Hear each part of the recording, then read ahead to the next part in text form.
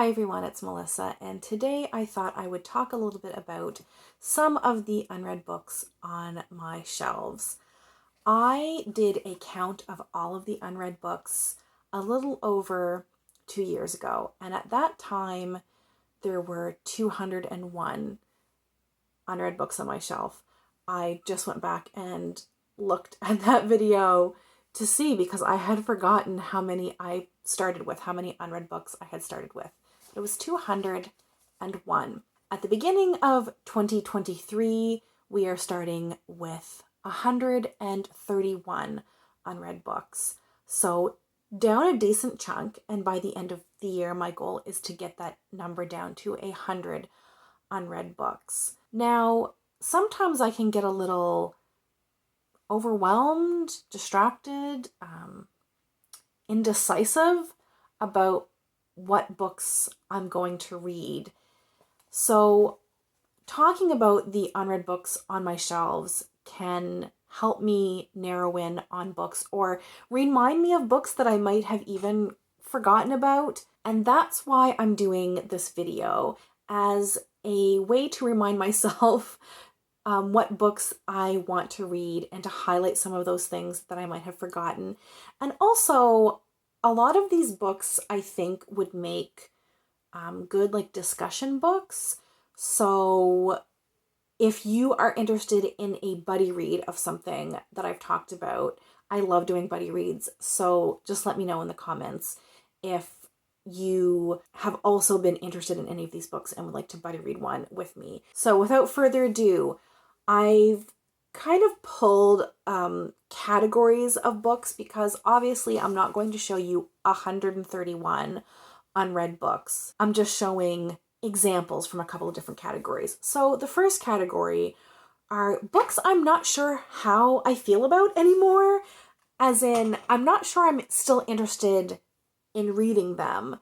And the first one is kind of funny because I'm not sure I'm still interested in reading it, but I have put it on a list for the TBR spin, which is something that a couple of booktubers are doing. It's Jill from The Book Bully, and I forget the other channel's name, but I will make sure that their video explaining the TBR spin is linked.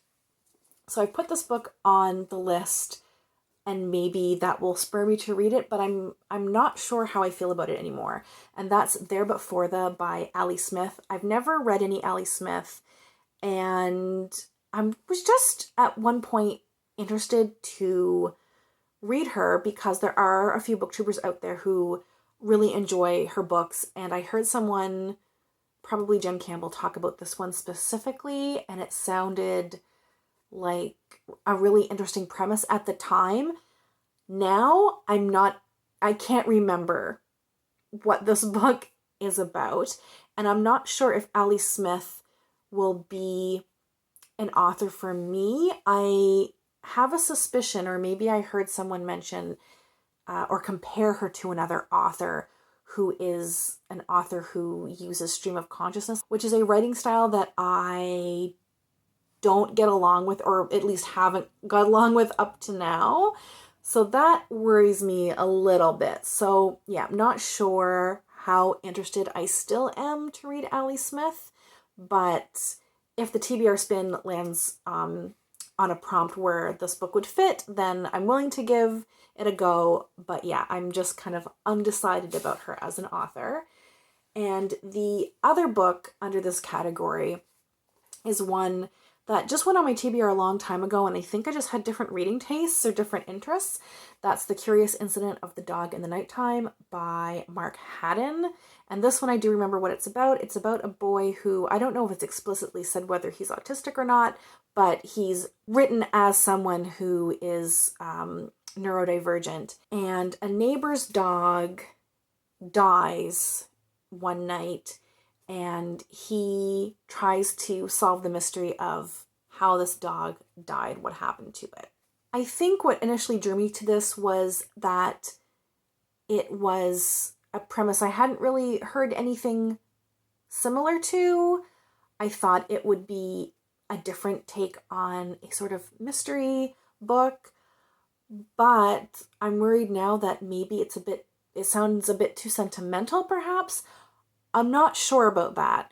So I'm not unhauling anything. So if you have anything to say in this book's defense, please let me know. The next category I have is books that have been on my shelf for the longest, books I've owned for the longest without reading them. And I kind of had to rely on my memory, which isn't always the best, because I haven't always tracked when books come into my house. So as far as I'm aware, these are the oldest, maybe not the very oldest, but definitely among the oldest books that I've owned, or not oldest, books that I've owned for the longest. The first one is Tinker Tailor Soldier Spy by John le Carré. I don't know why I bought this. I think it was probably on a list at some point, and I remember when the movie came out, there was a lot of buzz at the time, and I think because of that, it also sparked my interest in the book. I'm assuming this is a spy novel because it has spy in the title and because of the cover with this person who seems to be blending into a crowd. And I've never read a spy novel before in my life, so I have no idea if this genre is one that I would be into. So yeah, I'm not sure why I picked it up. And that's probably why I haven't read it, because it's not a genre that I've ever read before, and so I haven't gravitated to this book, and that's probably why it has sat here for so long. The next book that I have owned for quite a while is The Blind Assassin by Margaret Atwood. I have no idea what this book is about. I bought it because it was on sale somewhere, and it's a Margaret Atwood, and I'm just interested in reading her books because I've had a couple of really good experiences reading her. She's kind of a hit or miss author for me. I read a short story collection of hers, which I didn't care for. I just kind of felt meh about it. Loved The Handmaid's Tale, loved Oryx and Crake. So I guess maybe I like her dystopians only. I don't know. I read The Robber Bride, and that was a middle of the road experience for me. I didn't hate it. I thought the writing was incredible, and I loved like the first like half of the book was like 5 stars for me, and I wasn't like so keen on the ending. So I'm just not sure how I feel about Margaret Atwood as a whole, but she's one of those authors that I'm just interested in reading more from. So yeah, that's why I own The Blind Assassin, but I couldn't tell you anything about it. The next book that I've owned for a while is Greenwood by Michael Christie. And this, I'm pretty sure, is a dystopian book. Or maybe it's not dystopian, it might be more post-apocalyptic. It's set in the near future, and there's been some sort of, I think, environmental disaster. Has a lot to do with trees, I'm pretty sure. I couldn't tell you much more about this book because it was an impulse buy at a local bookstore, and it was after I bought it that I started to see some reviews on it that were quite positive. So this is one that I am really excited to get to, and it's kind of a shame that it's been sitting unread for so long. The last category of books I have is books that have been on my radar the longest. So I haven't necessarily owned these for a very long time, but I have been aware and wanting to read these books since probably high school and still haven't gotten around to reading them. So I have 3 here. The first one is Paddy, Clarke, Ha Ha Ha by Roddy Doyle. I'm pretty sure this is a coming of age story, which I tend to enjoy.